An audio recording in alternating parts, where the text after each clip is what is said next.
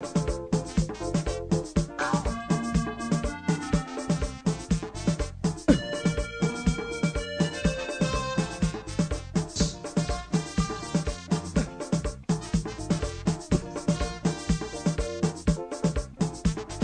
in the mood, I'm feeling rude, I'm feeling hot, I want to run.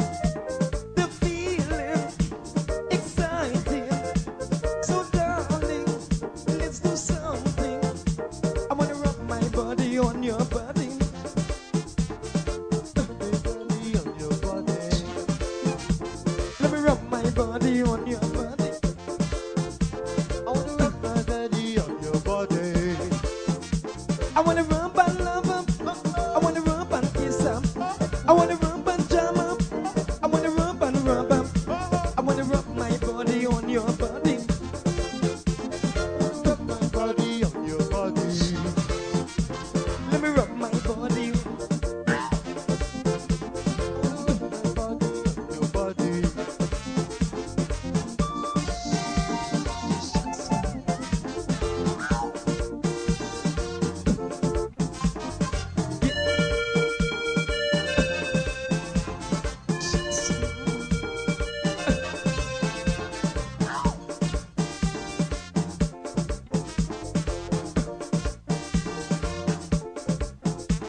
I just get paid.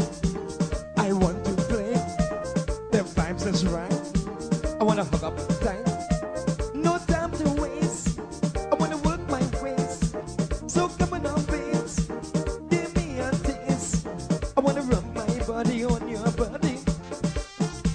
I wanna rub my body on your body. Let me rub my body on your body. I wanna rub my body on your body. I wanna rub and love up. I wanna rub and kiss up. I wanna rub and jam up. I wanna rub and rub up. I wanna rub my body on your body. I wanna rub my body on your body. Let me rub my body on your body. I wanna rub my body on your body.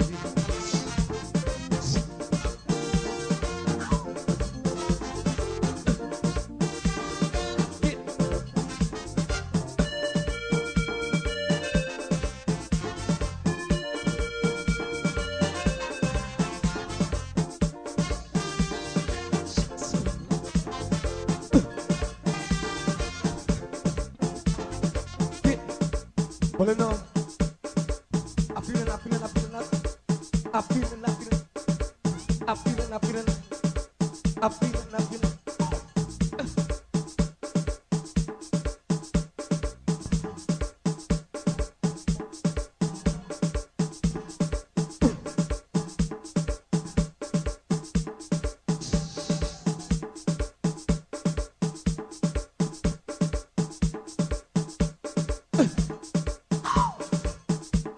If you are looking to have your statutory declaration, affidavit of income, identity, damage or lost passport, lost license, tenancy agreement, agreement of settlement, power of attorney, last will and testament, and certification of documents, then you need to visit the Alistair Collins firm, located at the Killian Mall, 162 Lamaha Street, in Georgetown, between Camp and Waterloo Street. Alistair Collins is a commissioner of oaths and a justice of the peace. Make certain you visit him or call for more information at 649-6410 or 685-6448 or 503-1451. And there's adequate parking available.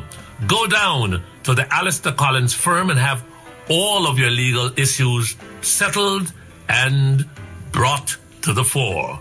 Alistair Collins Firm. Contact them at Alistair Collins Firm.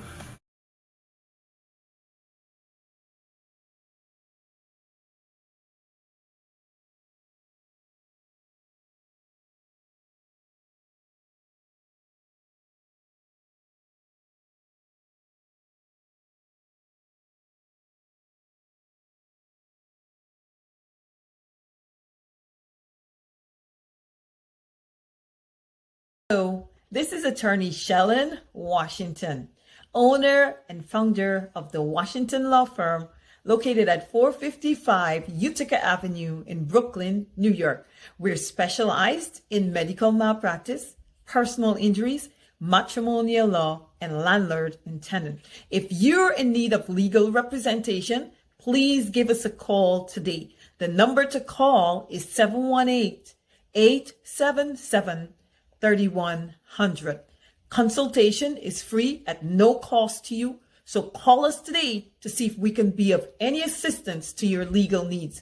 Again, the phone number to call us is 718-877-3100.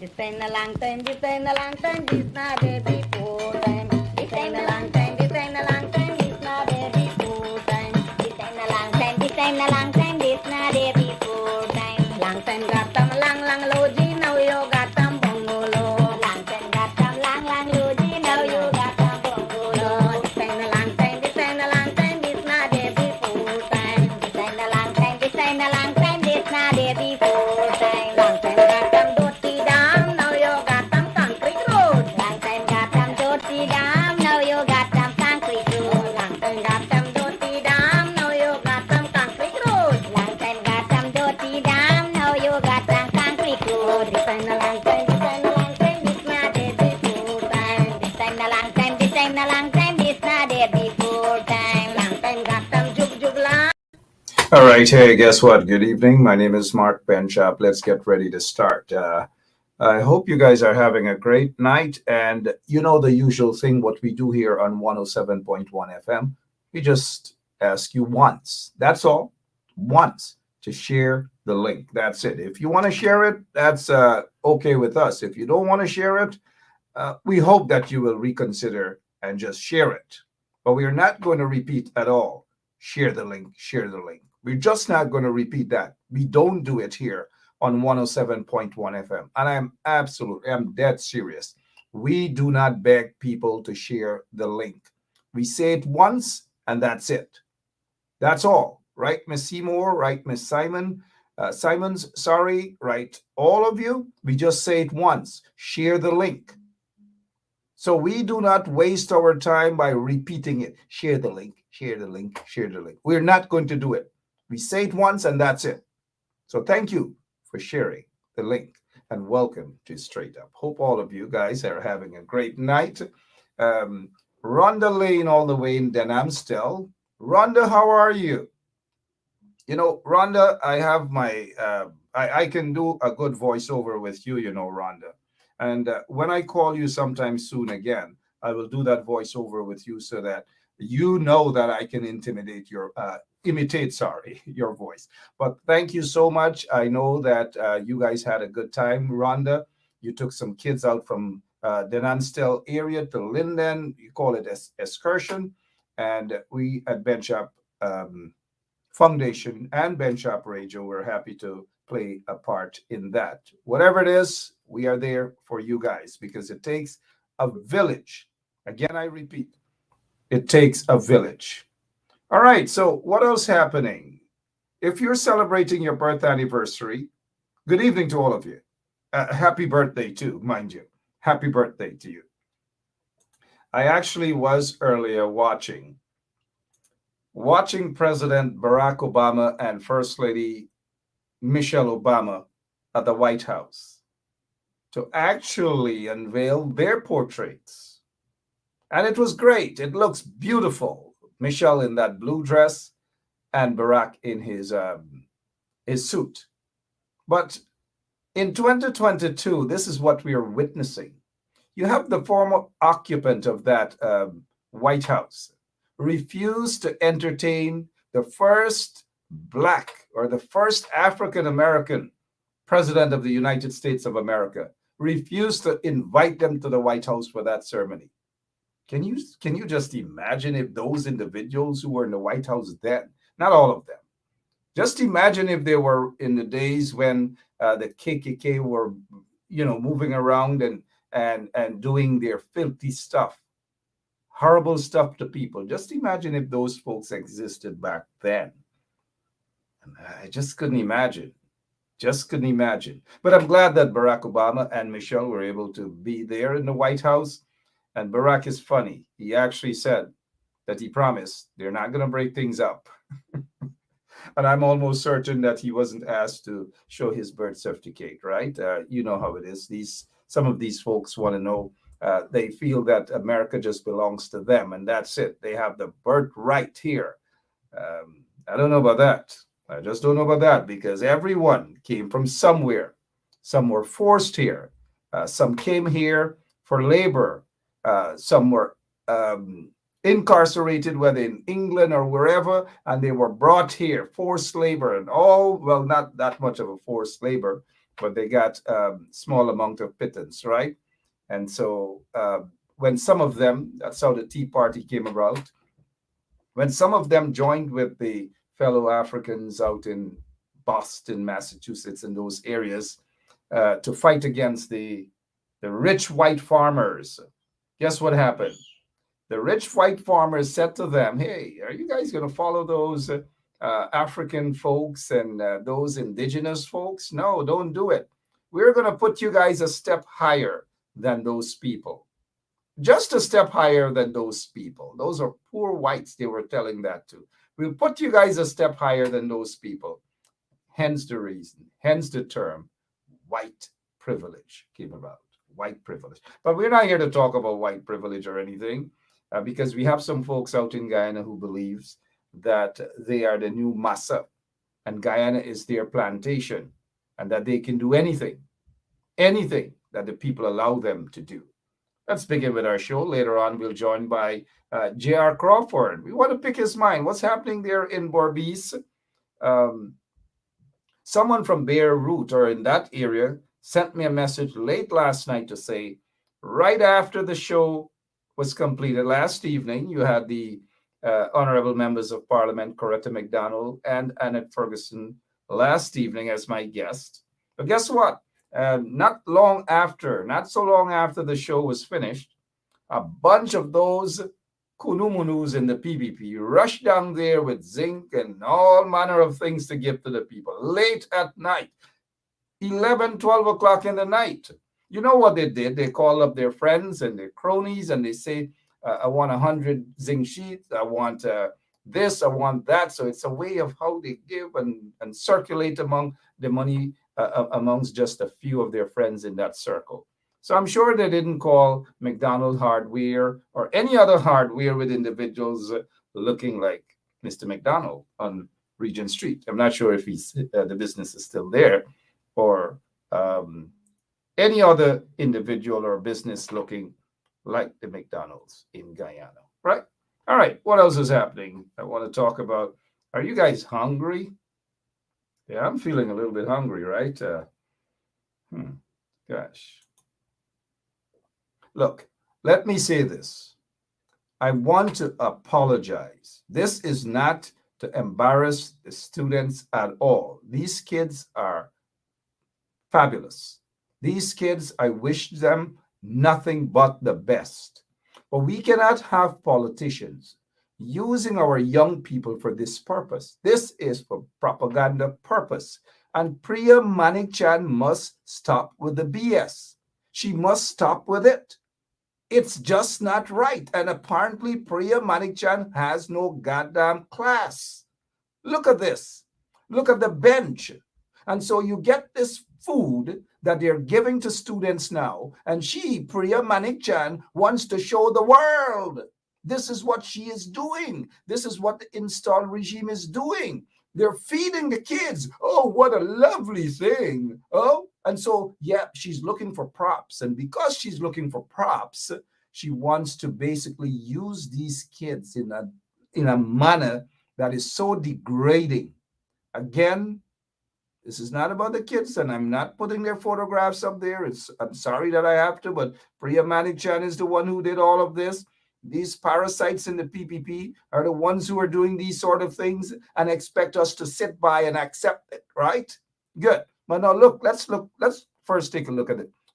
outside of that, beautiful kids. Again, it's a new school term, or well, not a new, well, yes, it is actually, sorry. Oh my gosh, right? And so I want to wish them all the best. All of these kids, I want to wish them the best. But look, you're going to give them a juice in a plastic bag, man. Yeah? And you take the plastic bag and you poke a hole in it. Sorry, some of you may not know. You poke a hole in it. And then you get the sandwich now, probably peanut butter, you dab little whatever on it, you put it in a plastic bag and you dash it and you give them kids. And this is what Priya and these people are calling success story about the PPP, and that the PPP, they're telling people that they care. And that is what Priya, they're doing. They're wasting hundreds of millions of dollars. And when you look at the juices, I'm sure, look at that juice full with water. It hardly got juice inside. They probably put a little coloring in it, and that's it. They ain't even look like no, Kool-Aid with Kool-Aid inside. Bare water, and you sprinkle probably, God in heaven knows what they put inside to make it look so colory. Tasteless, unhealthy. That is what they're giving the kids. Look at, you take 2 slices of bread and you cut it, and you dab little butter in it, and you dash it, and you give these kids. Some of these people wouldn't even give their own kids these things to eat. Look, I'll tell you guys the truth. No matter what it is that we have to provide for our kids, I wouldn't dash juice in a plastic bag. And I'm being serious about it. I wouldn't dash juice in a plastic bag and something in plastic, what is it? Paper, plastic, whatever you call this thing here, man, and dab little butter on it and dash it and give my own kids, much less to give other kids these things. Priya ain't got no goddamn shame. The PPP ain't got no goddamn shame. But yet they're going to give millions of dollars to their friends and their cronies for these so-called, these contracts to give to these, this sort of food for these kids. Priya Manikchan, you have no shame. None whatsoever. Shameless. I don't know, man. Somebody tell me if I'm wrong. There might be 1 or 2 people out there, maybe trench crappos, we could understand, that would say, man, rest yourself. When the PPP, when the coalition been in office, they didn't do nothing. That's what they're going to say. And most of them sound like Habib Khan when they come with the Jim Cock bring ram goats stupidness. But the PPP, the coalition didn't. The coalition didn't. That's what they're quick for saying, They're quick for jump up and holler that the coalition didn't do nothing, The coalition didn't do nothing. That's what they say. Somebody talk Priya Manikchan and tell, well, she's probably here because she's glued to me every single night. She's glued to this show, sorry. Every single night, all of them glued to this. They cannot miss this show for nothing. That is it. That's the truth. They cannot miss this show for nothing. Still tag her. But look, let's get back to look at desk condition. Not long, these kids just returned to school. Look at desk condition. Pink desk with no paint and it broke up at the edge. And these are the people who want to talk about what? They want to talk about what? And every time you tell them something, they say the coalition, the coalition, I tell you what, the coalition had their faults. Don't get me wrong. A lot of you know I used to drop some lashes on them. They had their faults. But this would have never happened under the coalition. Never. Here's what the coalition did. Let's break it down before we get to Crawford. Hopefully our operator will get in touch with Mr. Crawford and ask him not to fall asleep. Now, here is what. Under the coalition, they ensured that all the kids were provided with meals. Not one classroom, one class alone. These classless people in the PPP are only feeding kids in one class in the entire school. So you have maybe 150 students, I don't know how many, in one school, but you decided to feed the ones in grade 6. You decide to feed the ones in grade 6. You dash little juice, give them in a plastic bag. You dab up little whatever it is on some white bread, and you dash it and give them on a dirty looking pink desk. Look at the edges. Look at the desk. This is how you want the kids them to learn, Priya Manik-chan, with billions of dollars budgeted for the education sector. Billions of dollars. And this is a success story in 2022. Look, let me tell you guys something. I'll give you guys an idea as to how old I am. Just an idea. I grew up in the, oh shucks, maybe I should. All right, good. In the late 70s, early 80s, I was big man enough as a little boy to know what happened then. But I recall attending nursery school at Ross Bottom House at Arliss Village. Cedric Ross, good man. May God bless his soul. And his wife. Guess what? Well, his wife is still alive. Beautiful woman too. Now, at Ross Bottom House Nursery School, we used to get biscuit. Nice, creamy looking biscuit, healthy biscuit with milk powder, mix up, and all manner of things. And we used to eat belly full. So till they used to call me double belly. I think Crawford and all used to eat and all kind of thing.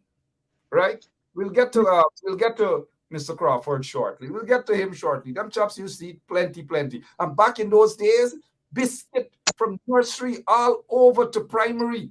Free meals, healthy stuff. Under the PNC regime, you never got these things? Never did. In an oil-rich country? Look, JR is on the screen already. Probably just done finish eating milk powder and all sort of things. Right? Healthy things we used to eat and be provided for. And enough of them were cussing and abusing the PNC. Some of them used to be the first one in school to lash up all the milk powder, lash up all the biscuit and all kind of thing. And poor me used to end up getting a little piece of biscuit. I'm a friend from Arliss there. At Arliss back down, Coca side named Hardawar used to be the first in the line to lash up and lick up. JR, am I lying about biscuit and milk powder? Good night. Good night. No, you're not.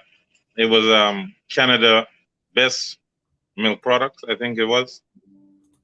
I don't care what best, I don't care what kind of milk powder it was. Milk powder was milk powder for me, and we used to lash healthy stuff. This juice, look at this thing here. Look at this. Shame on you, Priya Manik-chan. Crawford, welcome and good night. To describe what's happening here, man. Let's start off like that. Describe it. Good night to our listeners. You know, when you see something like this, you know, it shows you that the future generation is not being cared for by those that some of the parents have elected to oversee the growth of our country. When you look at this, you know, this is despicable. And it shows total disrespect.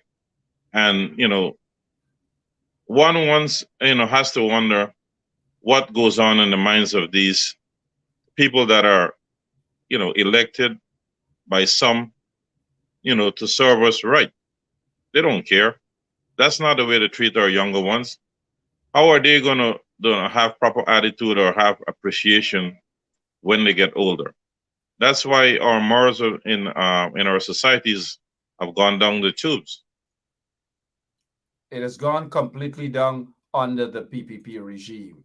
That is a fact. We cannot run away from that at all, JR. We cannot run away from that. And look, mouth open, story jump out.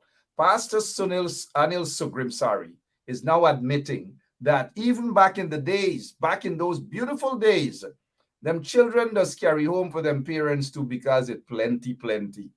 Well, yeah. I can't recall carrying home for nobody because I got to eat out everything all by myself. Let me get in nothing. But again, back to, thank you, Anil, Pastor Anil, who's a counselor out there for the coalition at Skellen there. Thank you for that. And welcome to all of the other people. But look at this plastic bag with juice and plastic bag with this and that. But under the coalition,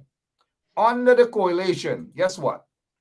They provided buses all over, bicycles, boats, breakfast, lunch in some schools and so forth. All of those things under the coalition was able to save parents thousands of dollars hundreds of thousands of dollars at the end of the year because they didn't have to provide transportation. They didn't have to give them lunch money or breakfast money or whatever. Everything provided under the coalition. But yet these ungrateful people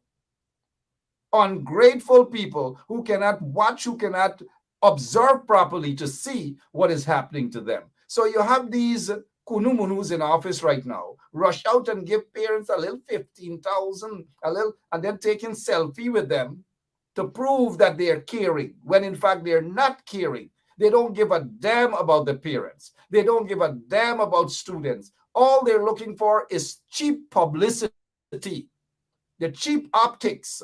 Again, look at this bus, a David Granger bus. Well, that's the name, under the coalition, provided for free transportation.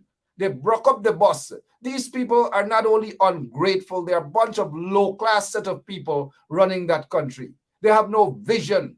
They don't understand real policies. They're a bunch of vindictive, bad-minded set of individuals. Have no vision, unpatriotic, son of a guns running that country. Shame on all of them. Not only Priya Manik-Chan, but again, I do have a guest, right? And his name is J.R. Crawford. Mr. Crawford, good evening again. Welcome. What's bothering you other than the biscuit, the cheap biscuit, and the cheap bread with peanut butter, or the cheap juice in a plastic bag? You just take a straw and you poke a hole in it and dash it and give them kids. That is their success story. What else happening, sir, in your neck of the woods? Well, I am looking at the citizens of this country. Why are they not demanding a better operation by the installed government? This is why we have a government, so things can be done to improve our communities. But for some reason, we are having people who, some may be afraid to open their mouth. Some are just totally lost, or they can't comprehend that the way the system is working, it is holding the whole nation back.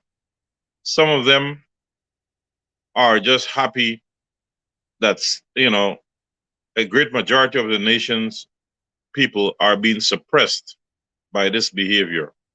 And that stems from some of us here in this country that does not have a proper mental capacity. Some of us were dragged up. Some of us has gone onto the evil nature of life. These are disturbing behaviors in today's society.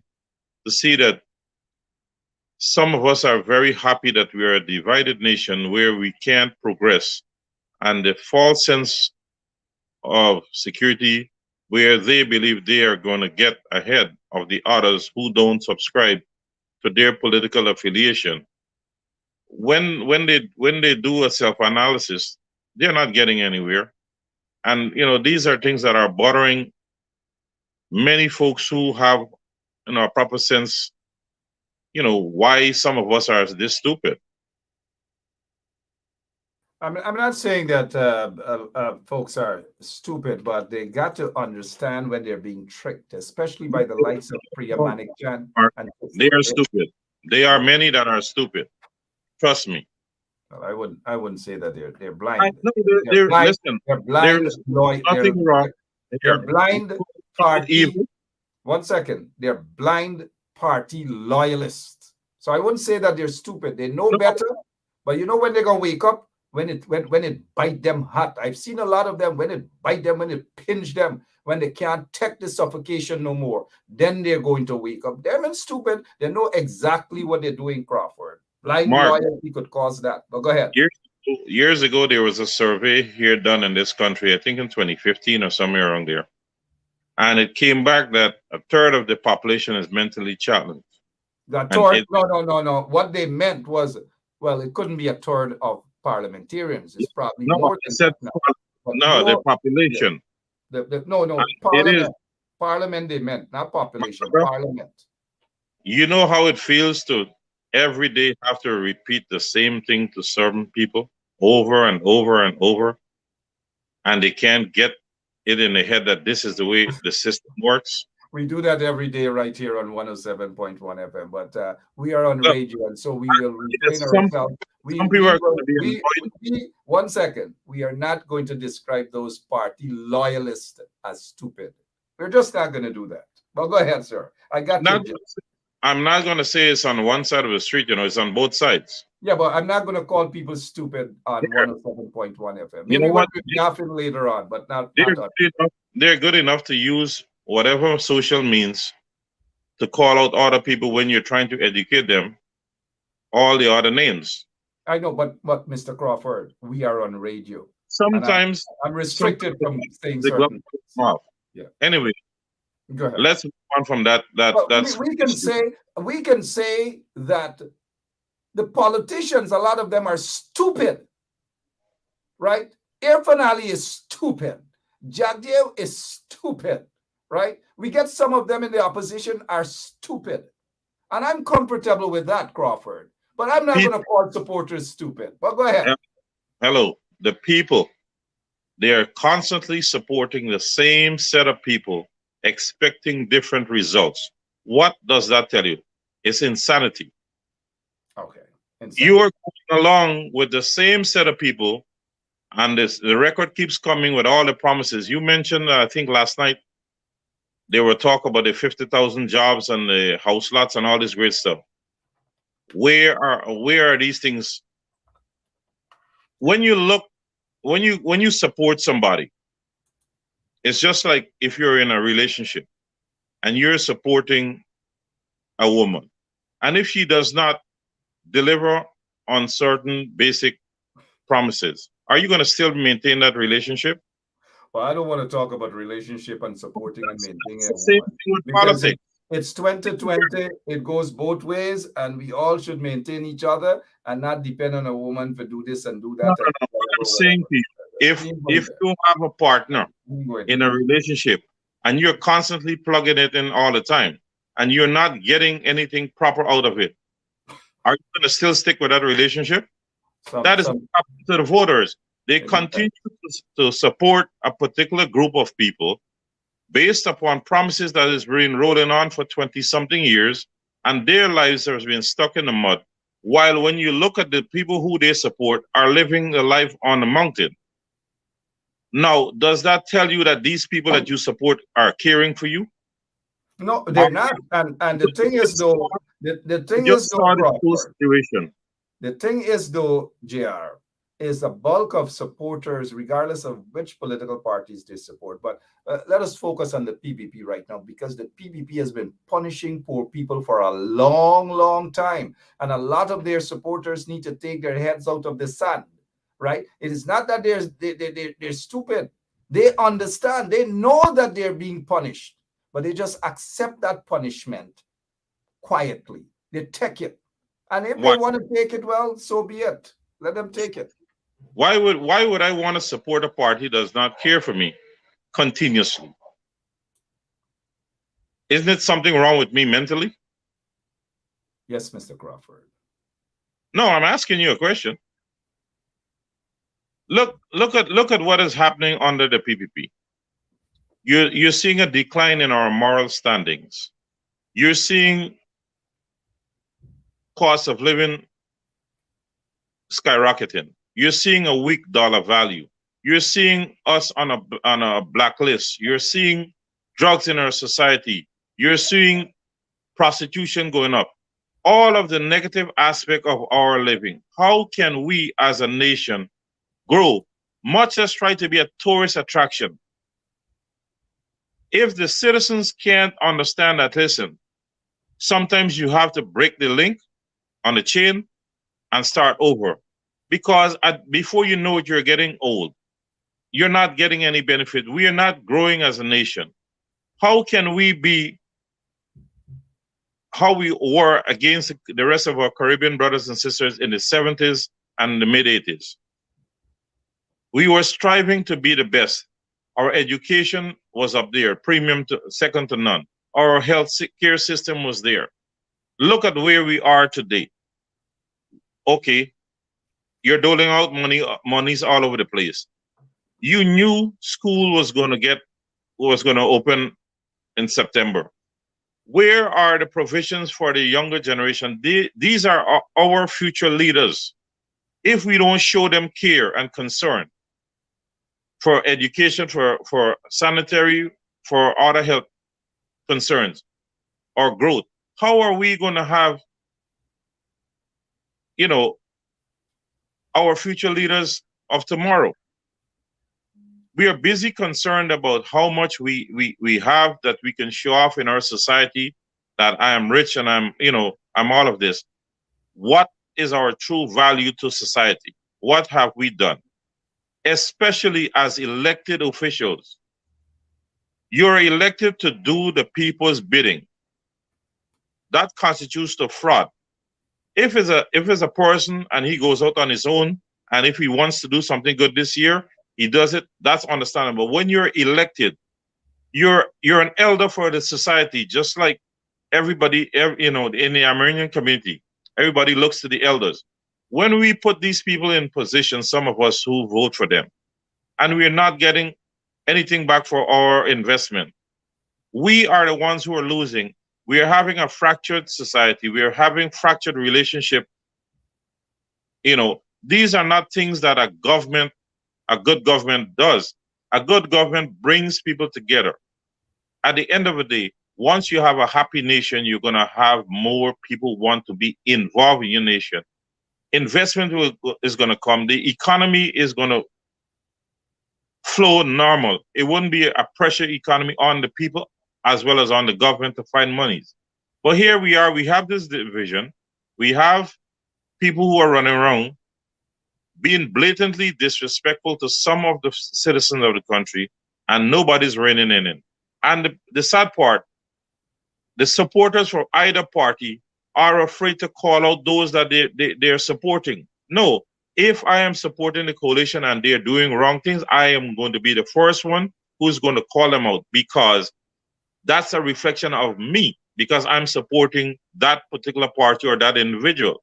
I can't support the PPP and can't call them out. Then what am I? Just a voting pawn? Or I'm showing my true nature is that I am just like the leaders. I am no good to society. I am just a cancer waiting to get right. These things, you can't support somebody who is knowingly doing wrong to the rest of the people around you, and you're not going to speak out. Then you are just as guilty as the ones that you're elected, and they're suppressing or oppressing other people. So I don't buy that the people can control, the people can make noise. Go out there and join the coalition. You don't have to vote for the coalition, but you're going out there to make a statement that your cost of living, your way of life is not what it's supposed to be in the 21st century. And you are demanding a better service as a citizen. Why can't you do that? But when we stay divided, we are being oppressed, even as we support the same government that is being oppressive. They can't get it through their head. So what are you telling me? These are sharp-minded people or sharp-thinking people? Something is wrong right somewhere. Correct me if I'm wrong.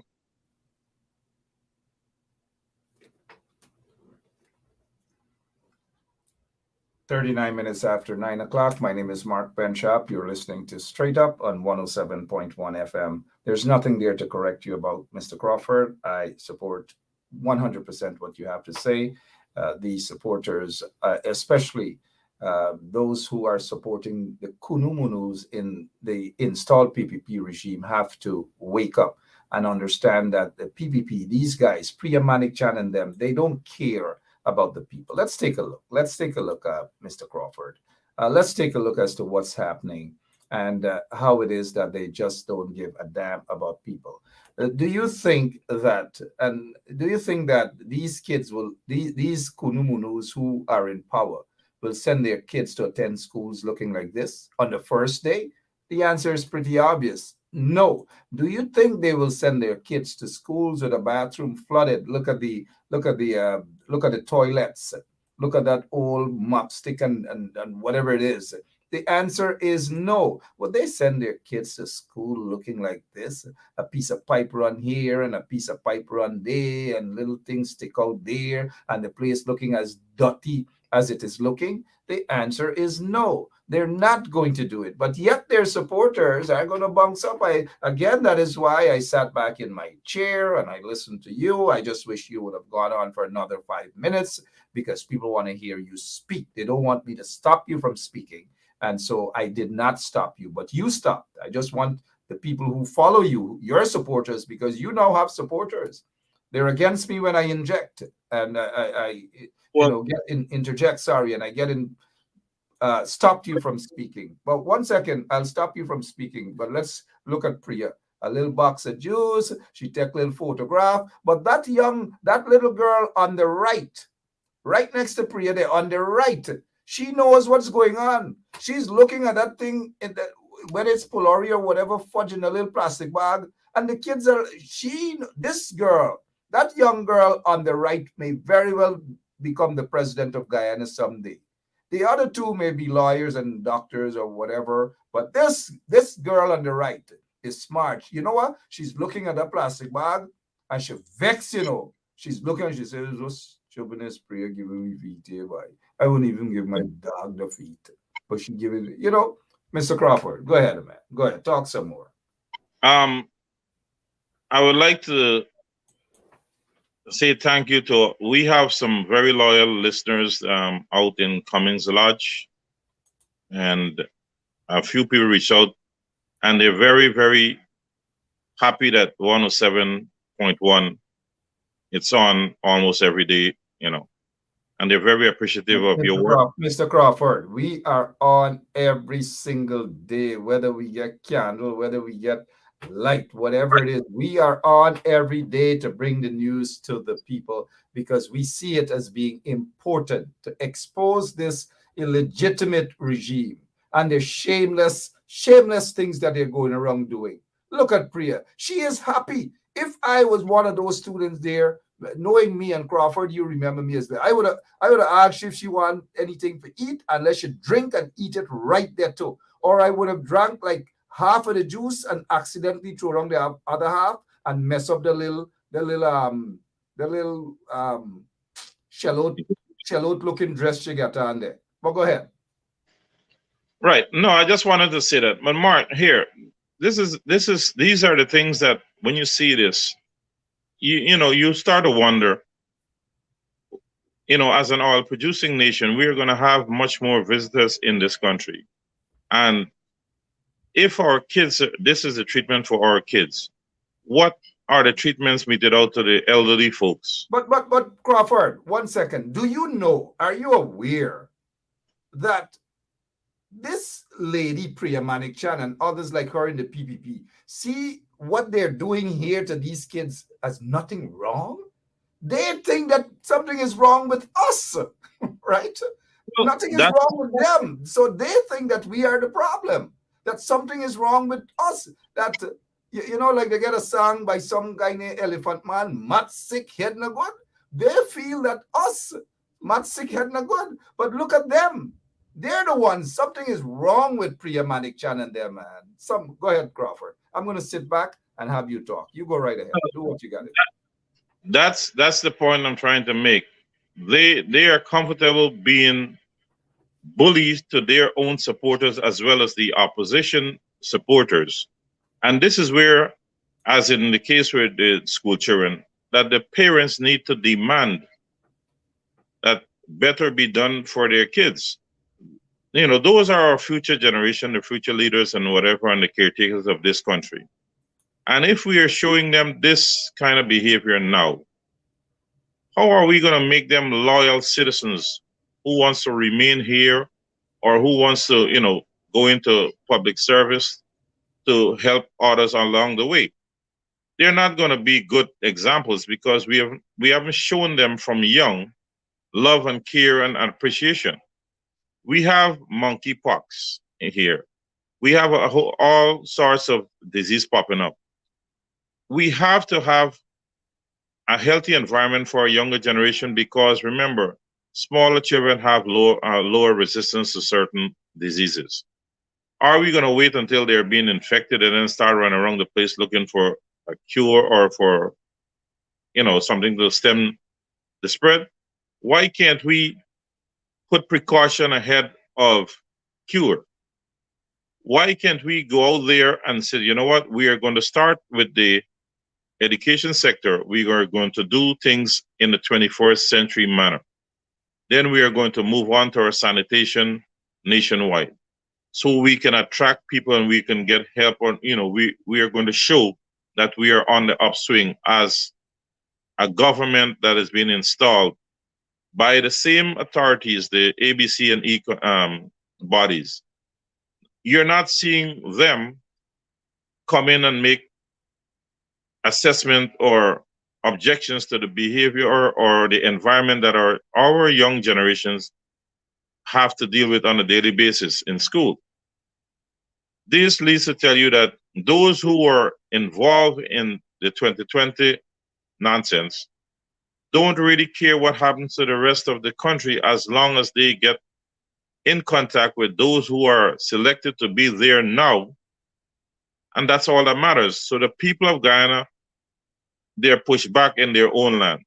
This is where the people who are not in an official capacity needs to come together and needs to be one. Stop the ethnic division, the religious division, the political division, and let us all come together and demand better for us so our country can be a better place tomorrow. So we can go there and be boastful that Guyana is a place that you must visit, you must invest, because the people is, they're happy and they're content with the way of life.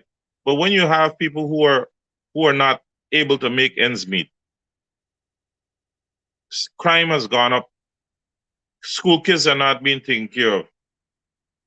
There's a whole host of things. The list is so long. We could be here until 4 a.m. talking about it. How can we be a nation that we can be proud of? I will jump off of the education, go into agriculture. You're having manure, fertilizer at $13,000 a bag.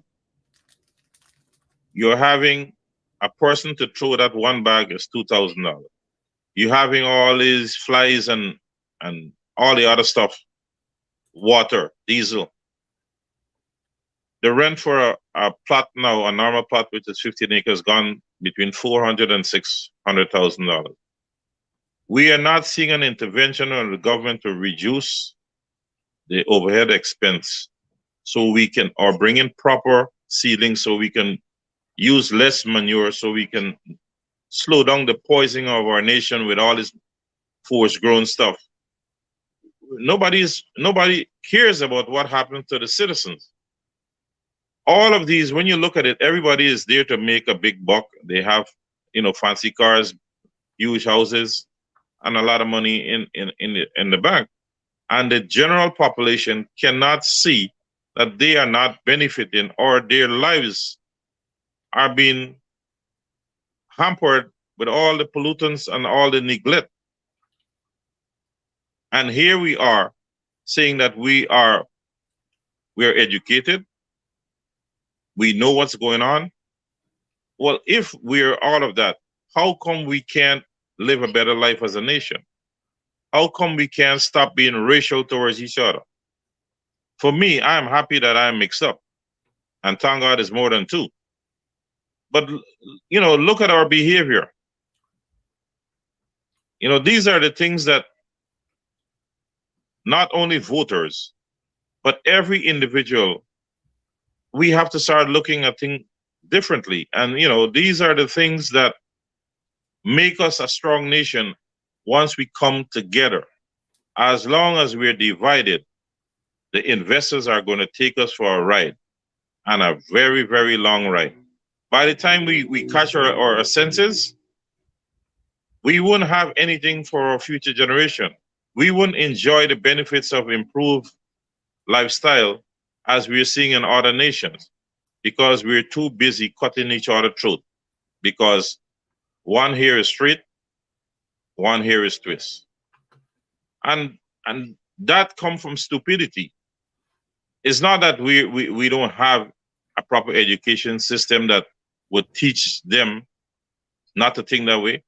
And part of it is part of the DNA now of some people. So when you object early on about being stupid, saying the word stupid, it is part of it. It's a natural thing in our world. And we seem to value stupidity and division and racism much more than prosperity. So you object a little because it's on radio, but it's the truth. And this is the straight up platform. We must not hide the truth. I am not here to make friends. I am here to tell our nation that let us stop being stupid, being racial, being evil-minded to each other, and let us come together as one people so we can all have a better life as we were 35 years ago. Look at how this whole country has gone apart. This one is getting money here. When the neighbor's seeing money's going on, this money sharing thing is going to end up where innocent household members are going to get harmed, because the ones who are not getting a dime are eventually, when you get hungry, you get desperate, you're going to start running into people's home, maybe broad daylight. Is that what we want for our nation? Because of the selective hearing, we are putting innocent lives at risk. So all these happenings, we have to take a step back and say, do I want somebody running into my house? No. So I must able to speak out that, hey, not only the supporters must receive support, all Guyanese must receive support, because all of us eventually will suffer. Whereas the ministers who are instituting this division, they are going to be protected by our security forces. Nobody's going to harm them. It's just the regular citizens are left to, to cut each other down. All right, Crawford, the juice in the bag, it wasn't bad, but it is not something any regime, whether they're installed or not, should be doing. It is classless, absolutely classless.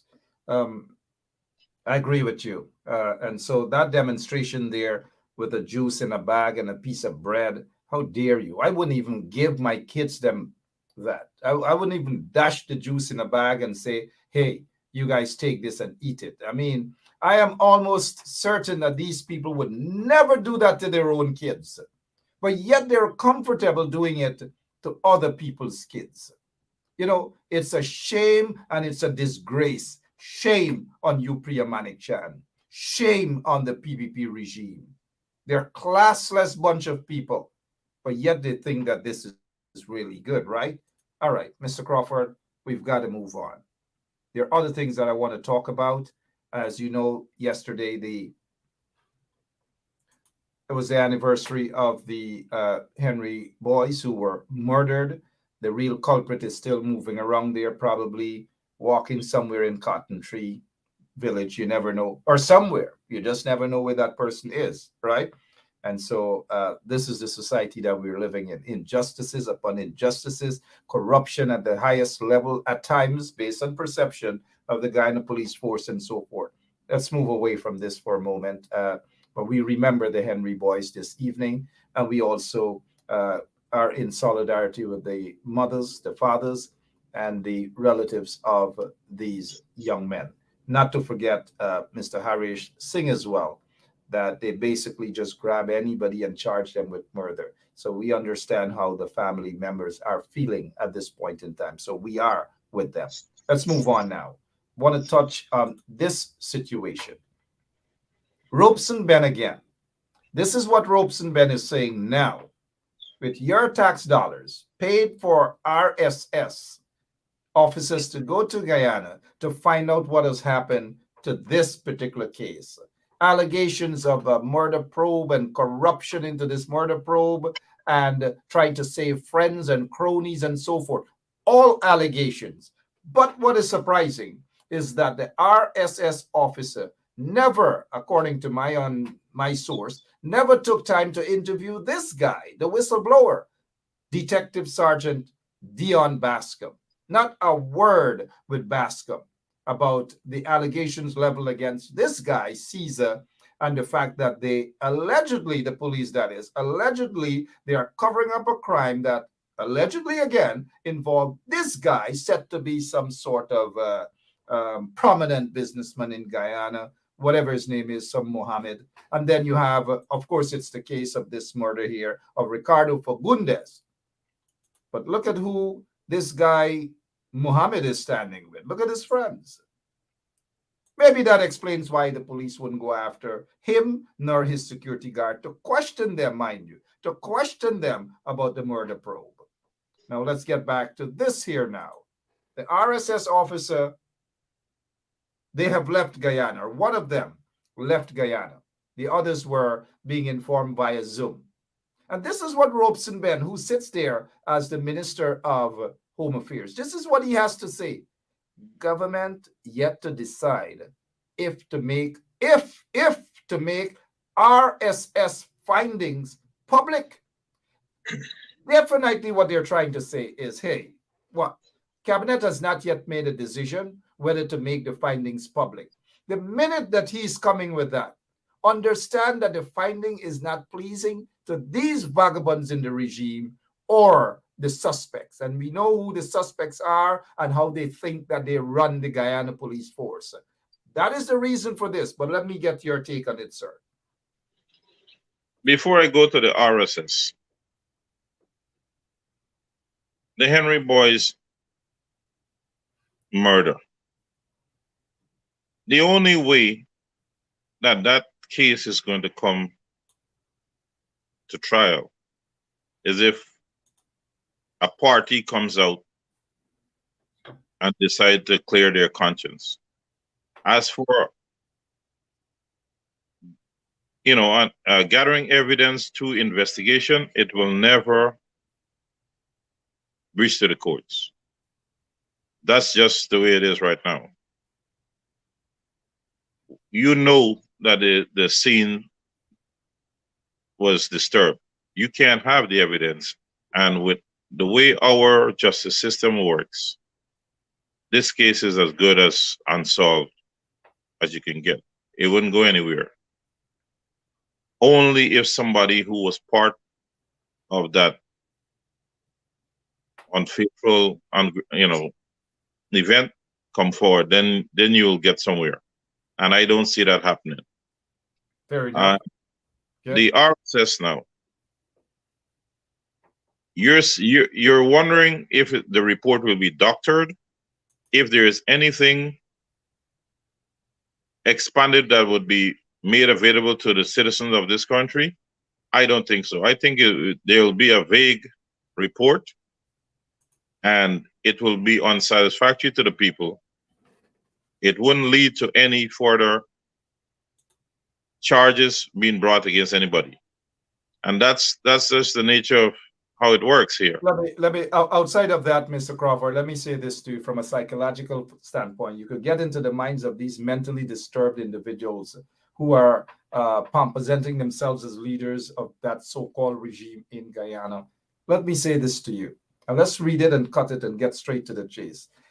The findings, they're deciding whether the findings should be made public. You know the reason why. If the findings were in their favor, there would not have been any cabinet discussion or anything at all. They are ashamed of the findings, hence their reason for this so-called public statement about, cabinet is yet to decide whether to make it public or not. What is it do you have to hide, Robeson Ben? What is it do you have to hide? In fact, Robeson Ben, I am told, mind you, knew of the allegations months before Bascom came public, months before, maybe around April, May, or June, months before. So the question is, Robeson Ben, what is it that you have to hide by saying that cabinet is yet to decide whether to make the findings public? in the interest of transparency and democracy, this should have already been made public. Cabinet doesn't have to decide on a goddamn thing as to whether to make it public or not, because I'm sure that the culprits who are alleged to have been involved in the murder of Fagundes have already gotten the report. So if it's a possibility that they've already gotten the report, why the hell is it that Robeson Ben is now saying that cabinet will have to decide? But let me take you guys back somewhere else. We already see where this is headed. Mark, can I interject? No, you cannot interject right now. You cannot interject right now. Hear why you cannot interject, Mr. Crawford. Because I'm going to sit back and allow you to speak shortly. Let's go to this here, JR. This was way back. Oh, no, we gotta find out how way back. 1 second. We gotta find out how way back this is. Not that. We're not dealing with that as yet. But let's try to find out. Okay, here we go. Sorry about that. Ivleri fire report. This is from the same Ben, you know. Ivleri fire report completed.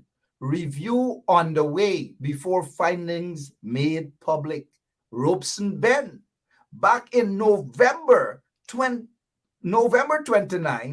2021. We are approaching almost 1 year now. Ask Robeson Ben, where is it that the finding has been made public? He said they're underway before findings made public.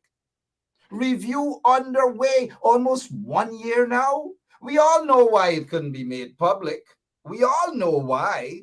We're not stupid people. And we use that word stupid.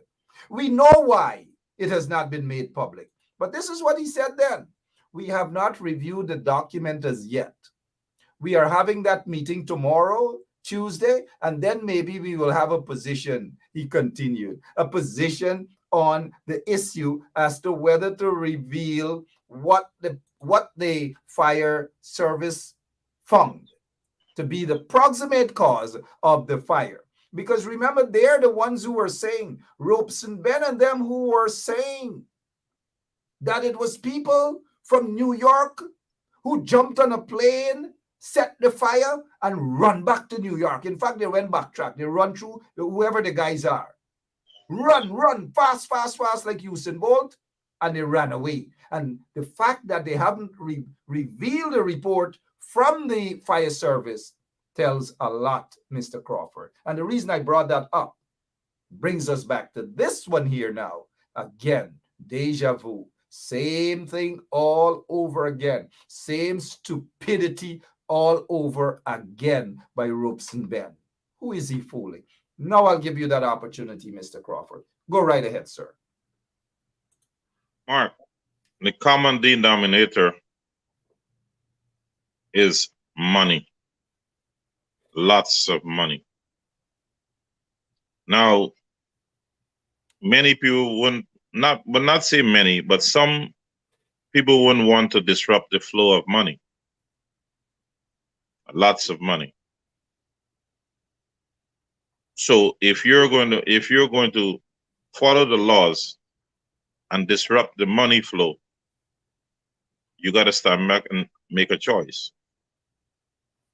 Go with the law and don't have any money, or flaunt the law and have consistent flow of cash. And Guyana has been going that direction for a long, long time. And again, if anybody in their right mind is going to sit at home and expect that for some miracle reason we will see a change in the security or the legal behavior, they're insane. Nothing will change. There are some things under the organization that will not go further. It will make headline and then it will go under the rug. Simply because we're working with a caste system. And some of us know what the caste system is about. And here, again, it comes right back to the responsibility of the majority of the people, the 90% of the people. Are you comfortable with the way things work? And the way it seems, Guyana is comfortable, because nobody is saying, hey, yes, we do support different political parties, but this is not the way for us to go. We must hold our elected people accountable to do our bidding. Or maybe some of us are happy that, things like this happen. You see the Vice report, you hear all these allegations, yet you're not seeing the common people who are very, very important every election asking for these things to be looked into by an international body so we can have clarity and see who are the ones who are affecting the progress of this country. Again, it comes into limited mental capability, blind loyalty, hatred for a particular ethnic group. And all these things are tying into our stagnation and our bad reputation as a nation. When we came off the blacklist, Guyana was headed in the right direction back in 2018 or something like that. But here we are heading right back to that same list, where it affects every single Guyanese, or I must say average Guyanese. But the ones with the monies, large sums of money, will find their way around that blacklist group. So the people are left to bear the brunt of the negative aspect of being a Guyanese, because they are not holding their elected officials accountable and responsible for the way their affairs are being governed. This leads to, are we as a nation really care if we have a 20th century life or a 21st century life? So everything comes back into the hands of the common citizen. It may look like a monumental task that you can't do anything to stop the wrongdoing of those that are elected. It's not true. Join forces. The people are the ones who can make a difference. Not some, all of the people.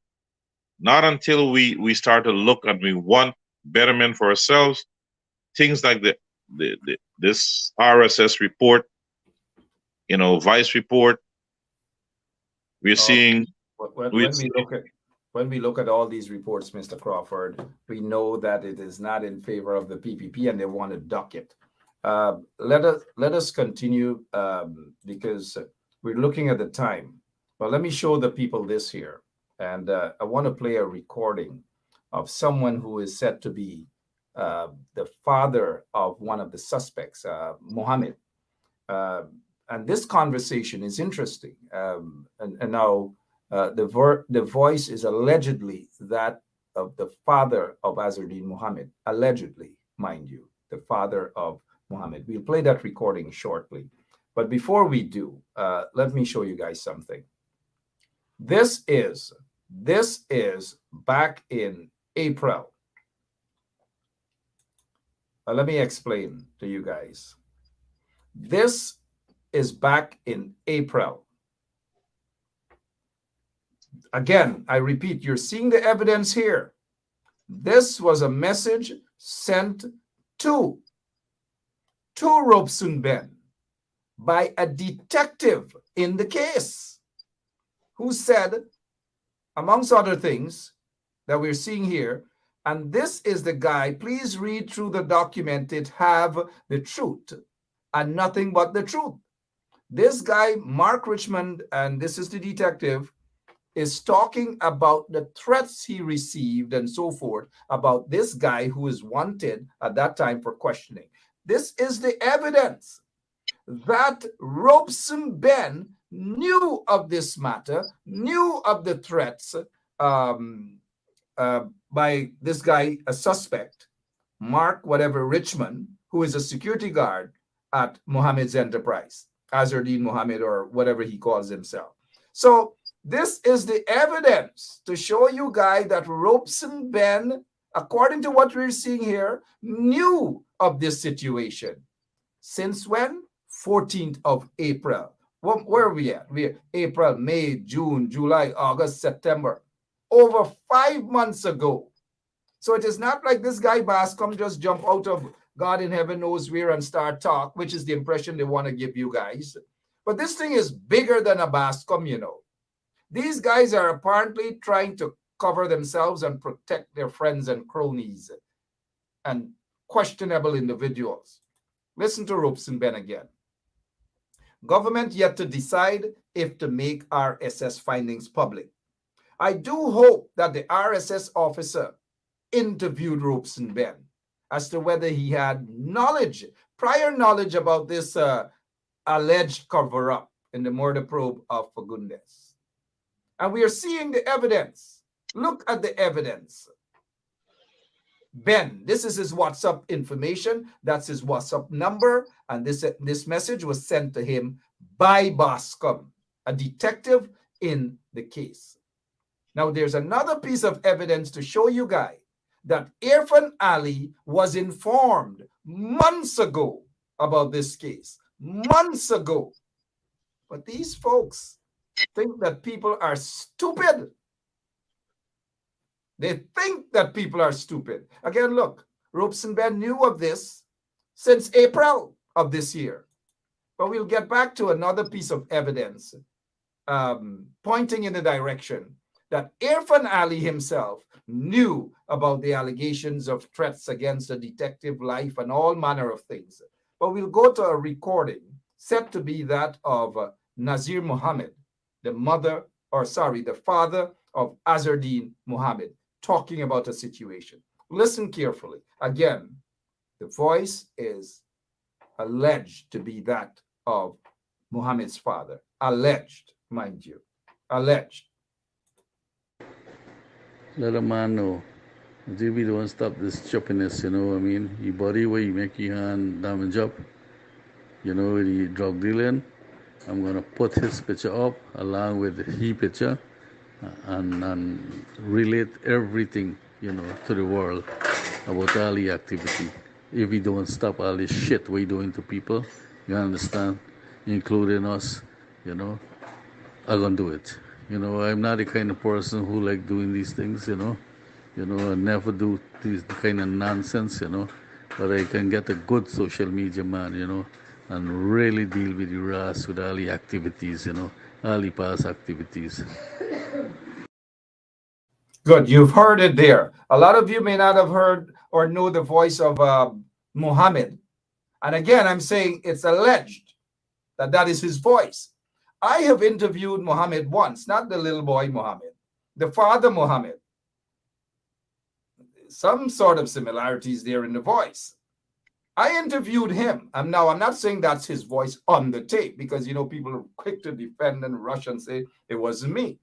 So I'm not saying that it is him, but I'm saying that I interviewed him once concerning a situation when he owned a mall, well, a big building that he bought from Splashmans or whatever, and he didn't want people to kiss, young people to kiss in his mall, and he didn't want persons who are, to kiss in his business enterprise for religious reasons.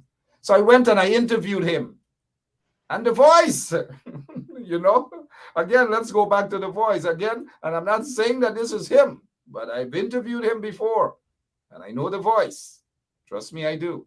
But I'm not saying this is his voice, but it is alleged that this is his voice and what he has been saying, talking about having some social media person, popular social media, to deal with your ass. They're talking about another guy, businessman, that they are currently at war with. Let's go back again. Let a man know. Maybe don't stop this choppiness, you know what I mean? Your body where you make your hand damage up, you know, with the drug dealing. I'm going to put his picture up along with his picture and relate everything, to the world about all the activity. If we don't stop all this shit we're doing to people, you understand, including us, I'm gonna do it. I'm not the kind of person who like doing these things, I never do this kind of nonsense, but I can get a good social media man, and really deal with the RAS with all the activities, all the past activities. So, Mr. Crawford, we heard there, get a real social media man to deal with your ass and all the past activities and all manner. I don't know where the heck Guyana is heading now. Your thoughts, sir? Mark, you said you interviewed Mr. Muhammad Sr. years ago, and he was very religious. You mentioned not wanting couples to kiss in his establishment and all these things for religious reasons. And if the alleged voice that he didn't want gay couple to walk in his business and hold hands and stuff like that, and all manner. Right. So if the alleged voice, let's say for discussion's sake, that the voice on the recording was his, then it's totally opposite from your interview. Because if somebody is religious, you won't have them, uttering these kind of words that we're hearing, providing it was him on the tape.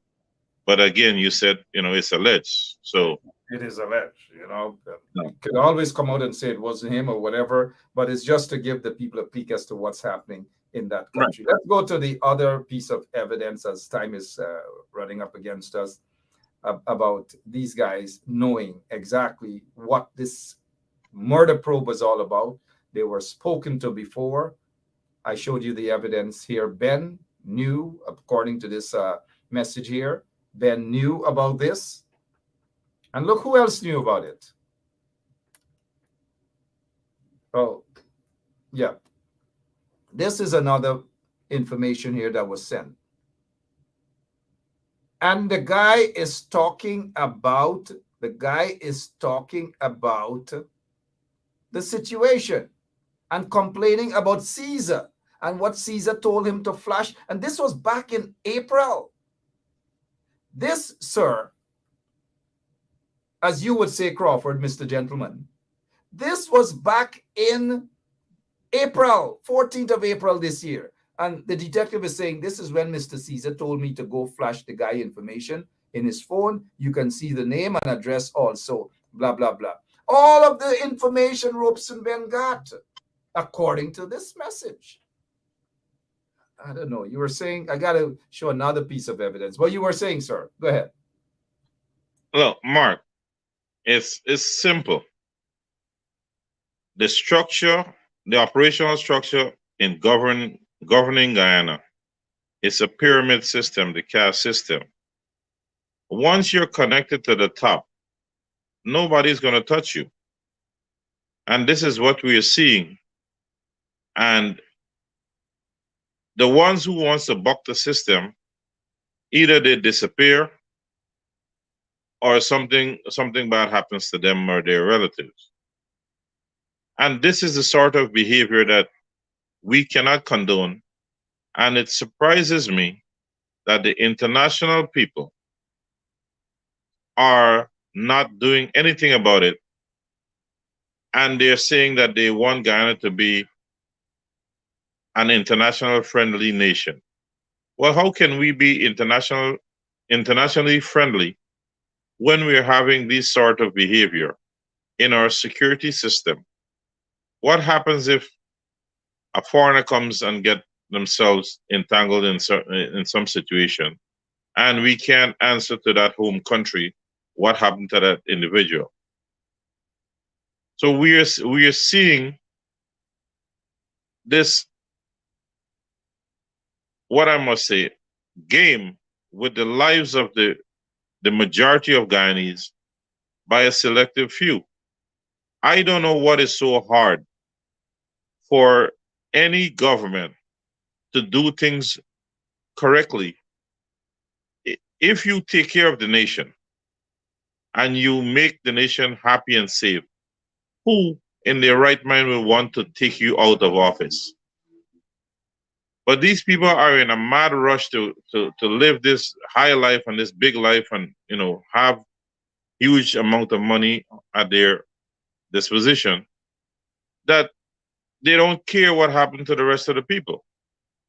And it comes back again that the majority, the 90% of the folks of this country have to look themselves in the mirror and says, are we happy? Is this the way forward? And it's not the way forward. So that's where we need to come together at the base and hold these elected officials accountable. Demand resignation if people are not performing to a proper standard in particular positions. That's the will of the people, but they don't want to do it. It is the will of the people. They're not going to do it. You're right. They don't want to do it. If you're now joining us, we are still on the Fagundo's murder and the fact that Robeson Ben has said. This is what Robeson Ben said. This is no propaganda. Government yet to decide if to make RSS findings public. If. And you guys knew that if it was anything otherwise, they would have revealed what they are. But because the RSS report is not in their favor, they're now saying if. But look, you saw Ben knew about this, according to this information. Ben knew about this since April. Ben knew about this since April. Look who else knew about this. Take a good look. Irfan Ali. The guy has him saved. The detective has him saved as Irfan Prezi. You guys see there. The guy sent his statement. This is what he said to Irfan. This is the report I made at Brickdam Police Station as advised by Mr. Caesar. The suspect was never brought in, nor turned himself in, nor was a wanted bulletin issued for him. This is the information that was provided to Irfan Ali since April of this year. And at the bottom, you see a picture of Mark Richmond. And this is what the detectives are saying. This is the suspect. This is the suspect. You guys, I hope you guys are seeing. I hope you guys are getting a better understanding, a clearer picture as to what is happening here. So Irfan Ali, what this detective came out and said publicly not so long ago is no different than what he has been telling Irfan Ali and what he has been telling Robeson Ben and others about the case since April, J.R. Crawford, since April. I don't know. Take a minute or so to chew up on this information that Irfan Ali knew about this allegation since April and did nothing. And I'm wondering, before you speak, I'm wondering whether he did nothing because of his friendship with the suspect and the suspect's security. I'm wondering whether that has anything to do with it. But go ahead. Mark, many things are very, very clear to the nation. Many people do not want to speak about it. But the buddy system is well entrenched in this country, in this administration. And it's very, very sad to see that just a few people are making the majority of Guyanese life miserable while they have a free reign on everything. And I'm sorry that I sound like a broken record tonight, but it comes back to the people. And one thing that I remembered, President Burnham may have had an inkling that down the road things like this would happen. And hence the reason why we are, as he put it, a cooperative republic and not just a republic. And once you have the word cooperative in certain things, it gives the people the power. And that is the very person that many of us love to lambast as a dictator, as a racist, as all sorts of negative. Here is a man who saw way around the turn to put Guyana in the hands of the people, the power back into the people's hand by making Guyana a cooperative republic. That in itself is very, very huge against any government who wants to manhandle the nation. I do hope the citizens understand and know that. And we are seeing they're not only manhandling the nation, they're wrestling, they're doing all sorts of things. As we look at time, Mr. Crawford, here is it that the detective sent this message about the murder probe and it going down drain as a result of corruption at the CID headquarters. Here is Irfan Ali receiving information since April. Here is Ben receiving information since April. Here is Ben again receiving information since April. And here is Ben now concerning the RSS findings that they are going to debate whether to make it public. And if and when they make it public, they will take whatever they have to take out and just issue a little something. But by tomorrow, we will hear something in the Stabrook News that says, according to a source, according to a source. But quickly before we go, let's not be surprised. This is in the Kaichur News. This is what they said. Chairperson of the Guyana Elections Commission, GECOM retired Justice Claudette Singh, has voted.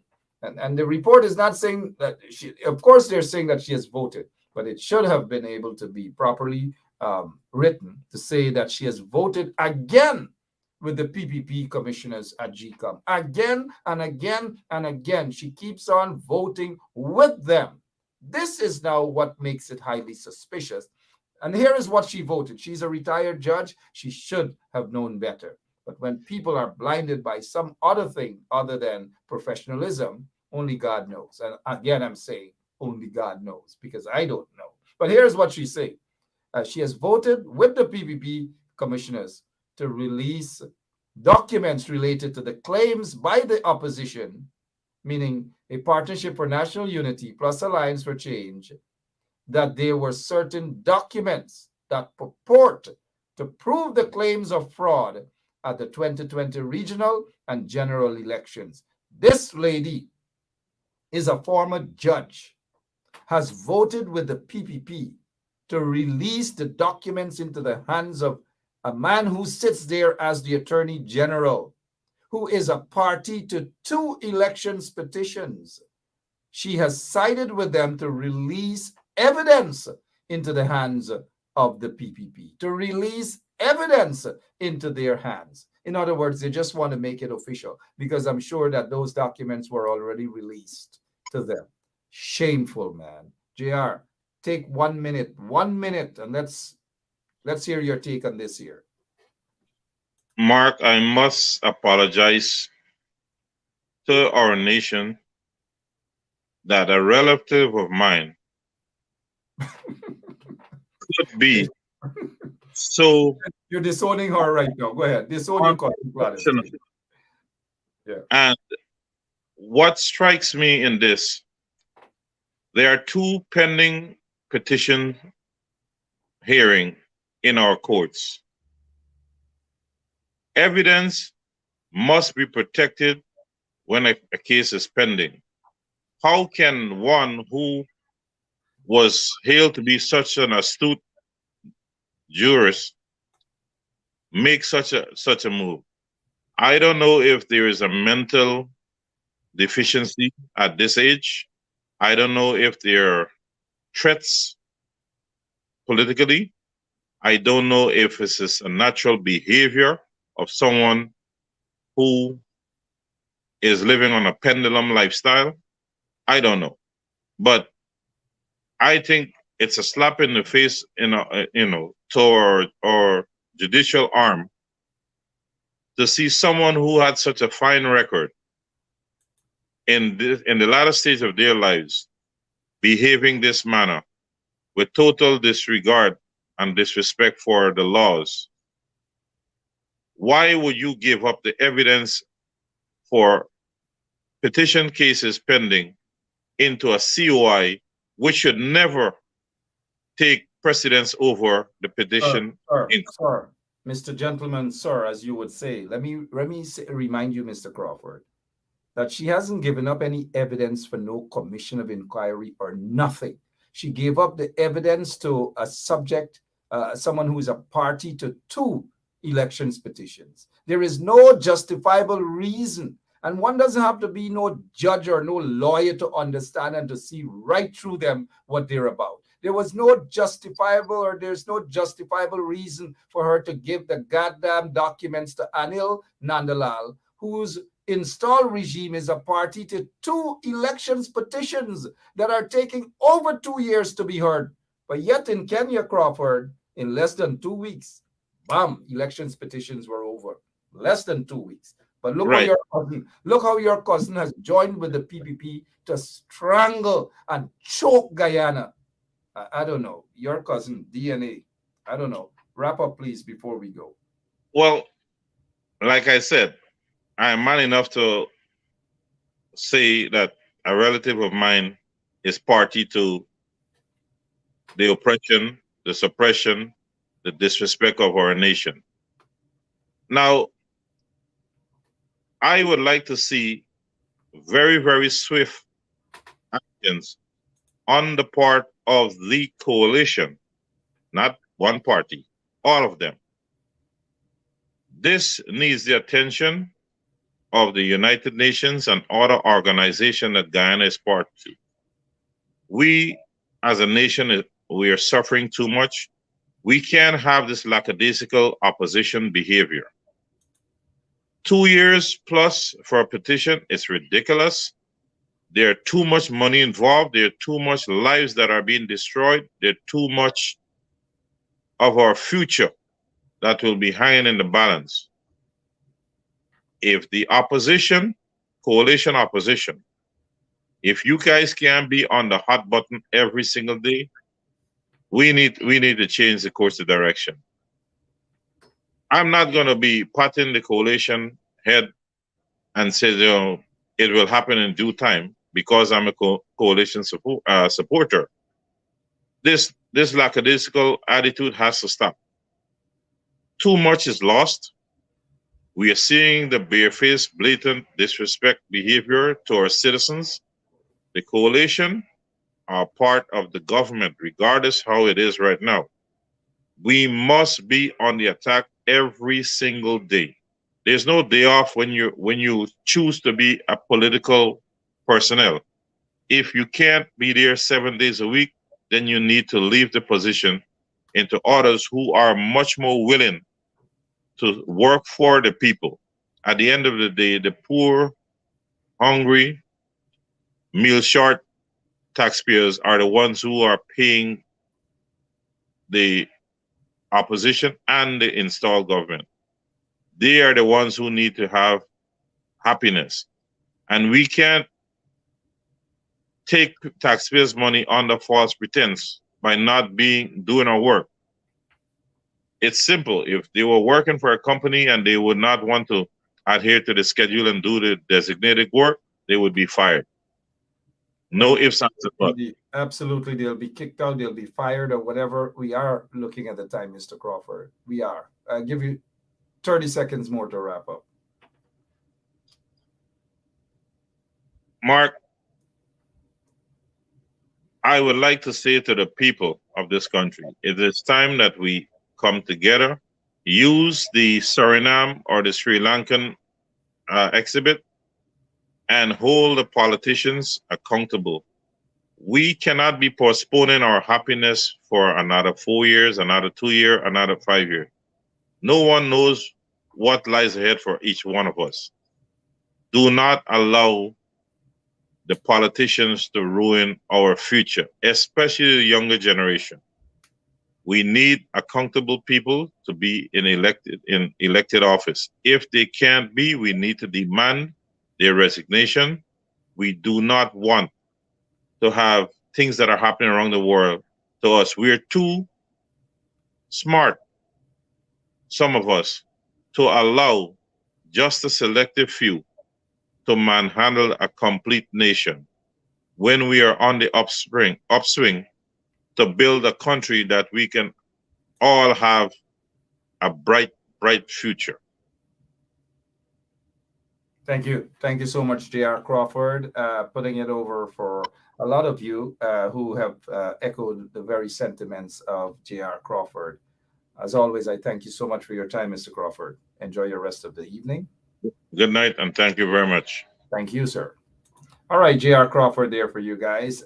We still got a couple more things that we want to get, and getting back to this here. Retired Justice Claudette Singh voted again with the PPP. This time it's obviously, in my opinion, an illegal act. I don't know why she has voted in, well, she got to know why, right? Got that she has voted again and again and again and again with the PPP.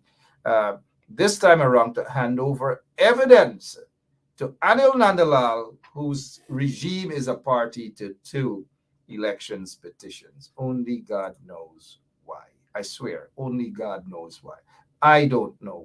I am not going to put myself in any position to tell you guys why people do the things that they do. Mind you, I don't know why. That's all I'm saying. I just don't know why. And I'm not going to speculate at all. So I'm not going to go that route. I'm not going to speculate. Never going to speculate.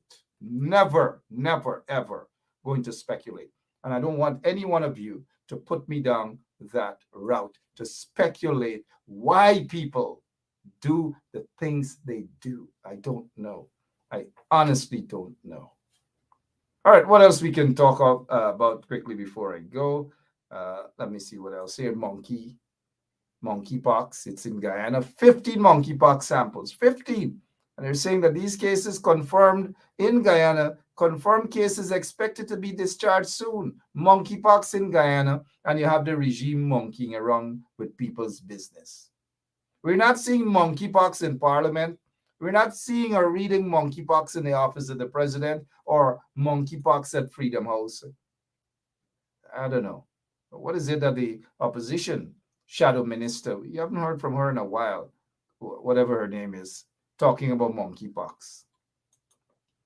She's making a monkey of the people's business. She should be out there talking about the people's business.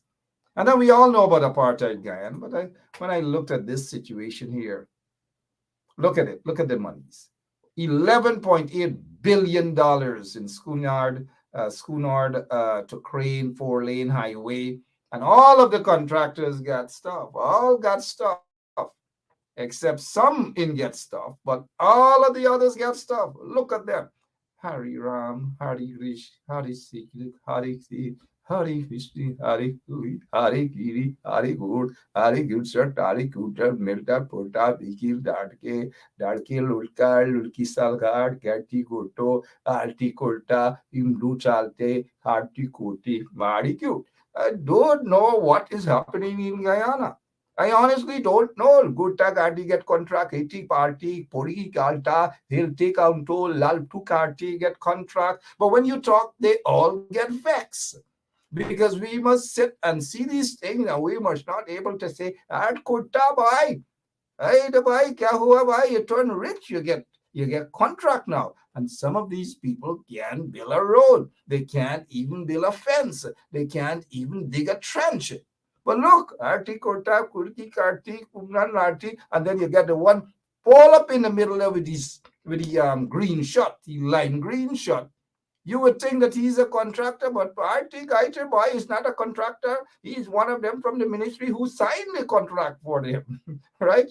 But you wrote our party Guyana. I don't know what has happened to Guyana. Seriously, y'all got to pray for that country, because when we say it's apartheid Guyana, they get vexed, including some of y'all. Oh man, Benschop overdoing the thing. It's not apartheid Guyana. But when we show you guys the evidence of Arti Kota Karti, Arti boy get contract, $11 million contract.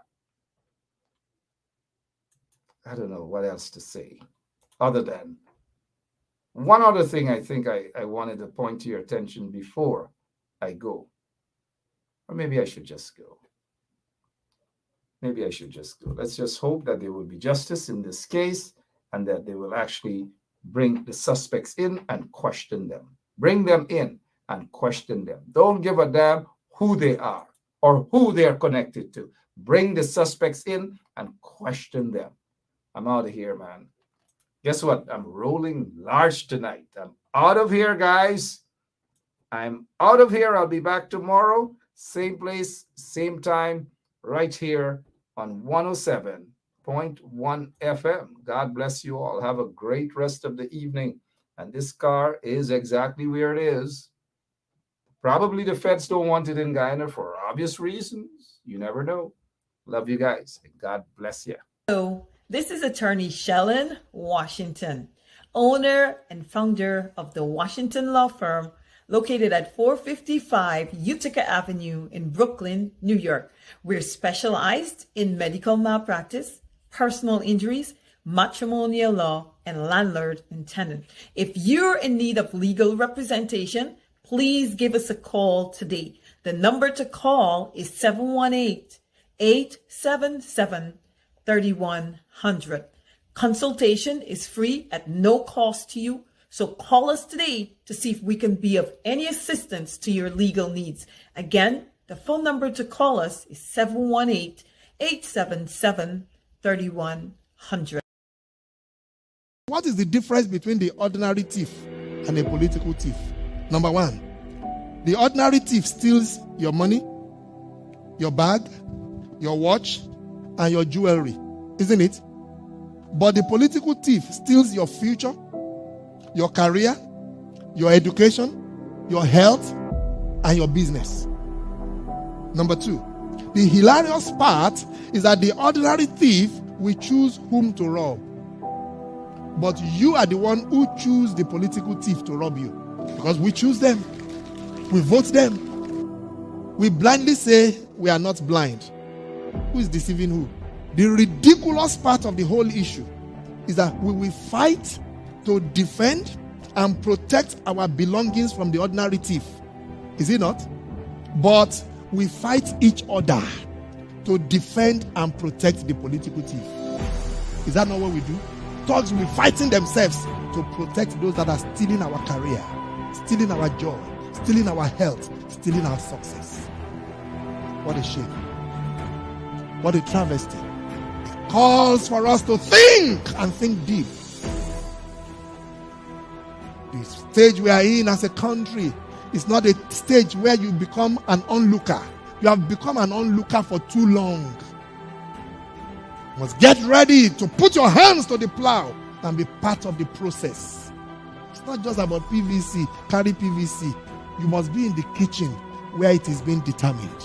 You must be there where the decisions are being made. If we are there in our numbers, they cannot outnumber us. But you leave it aloof.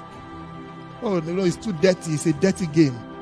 And then the dirty guy is getting to the game of play. And you are there not showing up. And when they begin to make the decisions, you will know whether it's a dirty game or not. The result is always dirty on yours. Dirty on your health. Dirty on your business. Dirty on your success and your career. I hope that is stirring up something in you.